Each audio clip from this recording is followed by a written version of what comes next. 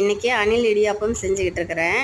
அதுக்கு தேவையான அளவுக்கு தண்ணி கொதிக்க வச்சு உப்பு போட்டு கொதி வந்ததும் அடுப்பு ஆஃப் பண்ணிவிட்டு 4 ஸ்லைஸு போட்டு ஒரு தட்டு போட்டு மூடி வச்சிடணும். இந்த பக்கம் குட்டி குட்டி அச்சுவல்ல வச்சுருந்தேன், 4 இடித்து வச்சுருக்கிறேன். இதுதான் அணில் இடியாப்பம். இதில் நிறைய ஸ்லைஸ் வருது, 10க்கு பக்கமாக வருதுன்னு நினைக்கிறேன். நான் மிச்சத்தை ஒரு டப்பாவில் போட்டு பத்திரமா மூடி வச்சிட்டேன். எனக்கு அந்த பேப்பர்லேயே வைக்கலாம் பிடிக்காது.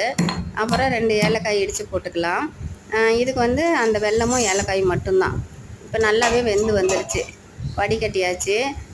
வடிகட்டி ஒரு 2 நிமிஷம் 3 நிமிஷம் அப்படியே விட்டுருன்னு நினைக்கிறேன். உடனே எடுத்தால் கொஞ்சம் தண்ணி கோத்த மாதிரி தான் இருக்குது. ஒரு 2 நிமிஷம் அப்படியே விட்டுடலாம்.